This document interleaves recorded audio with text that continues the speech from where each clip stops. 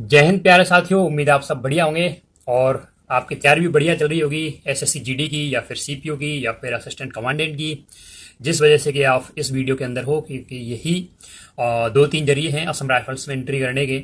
अगर आप SSC GD के थ्रू एग्जाम देते हो तो आप एज अ कांस्टेबल, जो कि इसके अंदर राइफलमैन होता है, उसमें एंट्री मारते हो। और एज अ सीपीओ तो आपको मिलते हैं 2 स्टार। और अगर आप एज असिस्टेंट कमांडेंट जाते हो तो आप एक ऑफिसर रैंक में एंट्री करते हो यहाँ पे जाके असम राइफल्स के अंदर।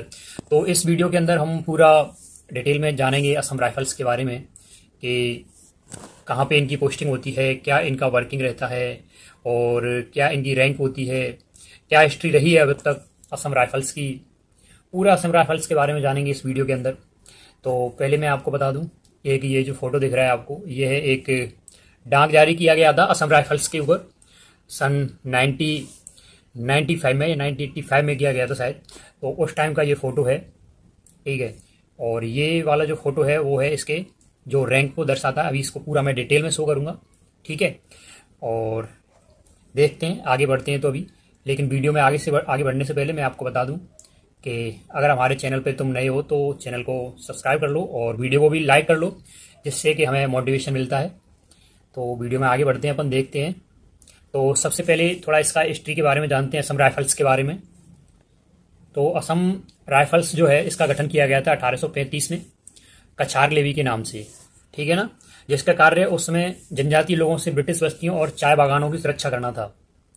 यानी कि उस टाइम पे जो चाय बागान थे जहाँ पे कि चाय पत्ती उगाई जाती है, तो वो सब ब्रिटिश जो एम्पायर था उसके हाथ में थी। एक तरह से इंडस्ट्री मान सकते हो उस टाइम की सबसे अच्छी, अभी भी है। लेकिन जो वहाँ पे जनजातीय लोग थे वो यहाँ पे अपनत्व की भावना दिखाते हुए वहाँ पे लूटपाट करते होंगे या कुछ भी हो, एक तरह से उनकी सुरक्षा की दृष्टि से असम राइफल्स को बनाया गया था उस टाइम पे कछार लेवी के नाम से 1835 में, ठीक है। यह देश का सबसे पुराना पुलिस बल है और 1971 में इसका नाम बदलकर असम राइफल्स रख दिया गया था। और इसका जो मुख्यालय है वो है शिलांग में। और शिलांग कहाँ पे पड़ता है आपको पता होना चाहिए। शिलांग आता है आपका मेघालय के अंदर, ठीक है ना। इस पर पूर्वोत्तर क्षेत्र की आंतरिक सुरक्षा और भारत म्यांमार सीमा की सुरक्षा का दोहरा उत्तरदायित्व है। अब इसके कार्य क्या क्या हैं तो वो आप देख सकते हो कि एक तो इसकी आंतरिक सुरक्षा में भी भागीदारी रहती है और दूसरा जो भारत और म्यांमार का बॉर्डर लगता है, इंटरनेशनल बॉर्डर, उस पर भी इसकी सुरक्षा रहती है। वैसे बॉर्डर्स पे मोस्टली बीएसएफ रहता है, लेकिन भारत और म्यांमार वाला बॉर्डर है वहाँ पे बीएसएफ नहीं है। वहाँ पे क्या है, वहाँ पे है अपना असम राइफल्स, ठीक है।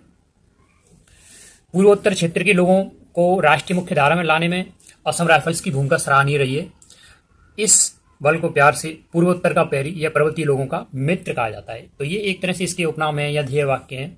एक तो बोलते हैं इसको पूर्वोत्तर का प्रहरी और दूसरा बोलते हैं पर्वतीय लोगों का मित्र भी इसको कहा जाता है। अब आगे देखते हैं वीडियो में। तो अभी करंट की सिचुएशन क्या है कि अभी इसका एक महानिदेशक मुख्यालय है। जिस तरह से इसकी ब्रांचेस बनी हुई है तो एक मुख्यालय है, ठीक है, जहाँ पे कि महानिदेशक यानी कि डीजी, डायरेक्टर जनरल बैठते हैं इनकी असम राइफल्स की। उसके बाद में है इनके 3 महानिरीक्षक मुख्यालय हैं, ठीक है, यानी कि 3 इनकी महानिरीक्षक ब्रांच है। महानिरीक्षक बोलते हैं, आपको बता दूं, इंस्पेक्टर जनरल, ठीक है। आईजी को क्या बोलते हैं, महानिरीक्षक बोलते हैं। उसके बाद इनके आते हैं 12 सेक्टर मुख्यालय और इनकी 46 बटालियंस हैं और एक है इनका ट्रेनिंग सेंटर, प्रशिक्षण केंद्र जिसको बोलते हैं अपन, ट्रेनिंग सेंटर। और कुल इनकी जो तादाद है वो है 65,143 इसमें कर्मी जो है कार्यरत हैं। यानी देखा जाए तो काफी बड़ा ही बेड़ा है इनका, ठीक है। आगे देखते हैं वीडियो में। तो ये है इनकी पोस्टिंग प्लेसेस। तो आप देख पा रहे हो यहाँ पे कि इनकी जो most of the posting places हैं वो कहाँ पे हैं। तो most of the posting places हैं इनकी नॉर्थ ईस्ट में, ठीक है। ये सिक्किम हो गया और ये चाइना वाला बॉर्डर हो गया और इधर हो गया आपका ये भारत और म्यांमार वाला बॉर्डर, ठीक है। तो ये भारत म्यांमार बॉर्डर पे पोस्टेड रहती है और इनकी जो आंतरिक सुरक्षा का दायित्व है वो भी इसी का है। तो मोस्ट ऑफ द इनकी पोस्टिंग्स हैं वो नॉर्थ ईस्ट में ही हैं। और उसके बाद इनकी कुछ बटालियंस दिल्ली में भी हैं, तो दिल्ली में भी ये पोस्टेड रहते हैं।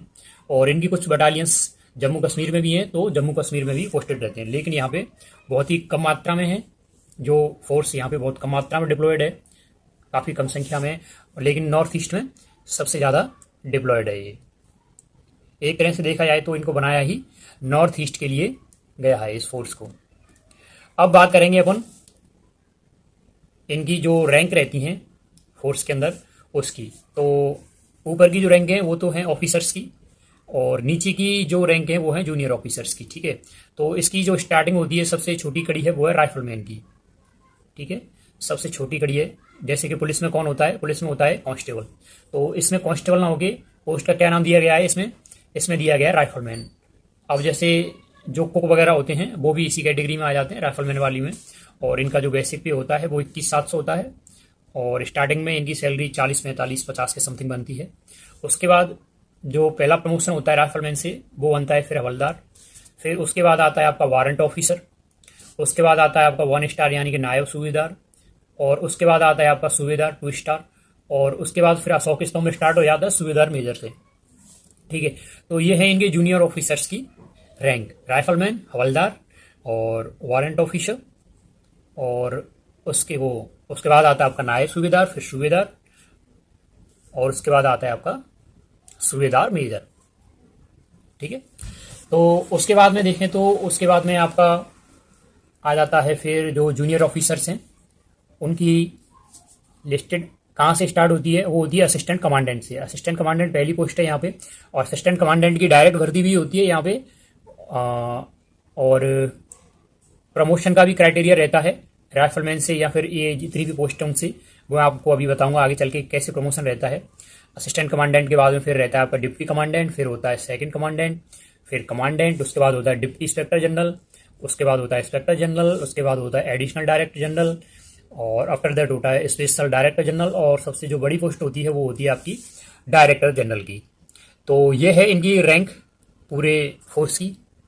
ठीक है, अभी अगर अपन प्रमोशन की बात करें तो आप भले राइफलमैन की पोस्ट पे हो, फिर हवलदार की हो, वारंट ऑफिसर हो, नायब सूबेदार हो या फिर सूबेदार मेजर हो, आप किसी भी पोस्ट पे हो, अगर आपकी 14 साल की सर्विस हो जाती है तो इसमें के अंदर क्या होता है, एक डिपार्टमेंटल एग्जाम होता है। After 14 year departmental exam conduct कराया जाता है, तो आप इन पोस्ट से डायरेक्ट जा सकते हो असिस्टेंट कमांडेंट की पोस्ट पर।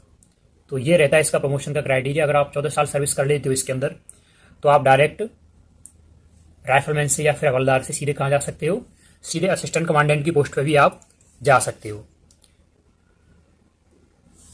फैमिली फैसिलिटीज की बात करें अपन कि आप फैमिली को साथ में रख सकते हो कि नहीं रख सकते हो, तो मोस्ट ऑफ द इनकी जो पोस्टिंग होती है जहाँ भी इनका डिप्लॉयमेंट रहता है तो 80% डिप्लॉयमेंट ऐसा रहता है कि वो फैमिली को साथ में रख सकते हैं। ठीक है ना, बाकी 20% डिप्लॉयमेंट ऐसा रहता है कि आप किसी ऐसे एरिया में पोस्टेड हो, जंगल एरिया में हो या फिर आउट ऑफ पोस्ट हो, तो फिर उस सिचुएशन में आप फैमिली को साथ में नहीं रख सकते हो। लेकिन मोस्ट ऑफ द जो पर्सन्स होते हैं, मोस्ट ऑफ द जो भी कार्मिक रहते हैं वो फैमिली को साथ में रख सकते हैं। सरकारी आवास मिलता है आपको और फैमिली को साथ में रख सकते हो। इसलिए जो आंकड़े निकल के आते हैं 80% जो असम राइफल्स के कार्मिक हैं, जो राइफलमैन हैं या फिर अदर किसी पोस्ट पर हैं, वो अपनी फैमिली को साथ में रख सकते हैं। मेडिकल फैसिलिटीज़ की बात करें तो मेडिकल फैसिलिटीज़ इनको मिलती हैं जो भी इनके डिपेंडेंट रहते हैं। एक कार्ड तैयार किया जाता है जिसमें उनके फैमिली मेम्बर्स के नाम रहते हैं ऑलरेडी, जैसे कि माता पिता हो गए या फिर भाई बहन, अगर डिपेंडेंट हैं तो भाई बहन हो गए, और बच्चे हो गए आपके, तो उनको मेडिकल फैसिलिटीज़ भी दी जाती है। आपकी हेल्थ चेकअप वगैरह या फिर ऑपरेशंस वगैरह, दवाई वगैरह सभी आप जाके करवा सकते हो, ले सकते हो।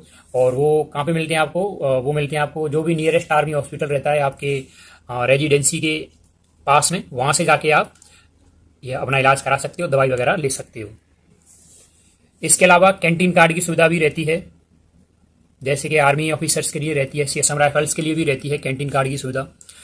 और रम अलाउंस वगैरह भी मिलते हैं इनको, कैंटीन से भी मिलता है लिक्विड वगैरह, लिक्विड जो रहता है जिसको कि अपन शराब बोलते हैं देसी भाषा में, तो ये फैसिलिटीज़ भी मिलती हैं इनको। और आप बता सकते हो कि आपको हमारा वीडियो कैसा लगा कमेंट सेक्शन में जा करके। अगर वीडियो अच्छा लगा हो तो वीडियो को लाइक करो, और हमारे चैनल पर अभी अगर आप नए हो तो चैनल को सब्सक्राइब कर लो। और आपका कोई फ्रेंड अगर तैयारी करता है SSC GD CP और असिस्टेंट कमांडेंट वगैरह की, तो आप हमारे चैनल को उनके लिए रिकमेंड कर सकते हो, शेयर कर सकते हो। ठीक है, और ऐसी वीडियो में रोजाना सुबह 6 बजे लेके आता हूँ आपके लिए, तो आप चैनल को सब्सक्राइब करके अपडेटेड बने रह सकते हो हमारी वीडियो को। और वीडियो को देखने के लिए आपके लिए बहुत बहुत धन्यवाद। फिर मिलते हैं एक और प्यारी सी वीडियो में, तब तक के लिए जय हिंद, जय भारत। अपना ख्याल रखो, अपने माता पिता का ख्याल रखो।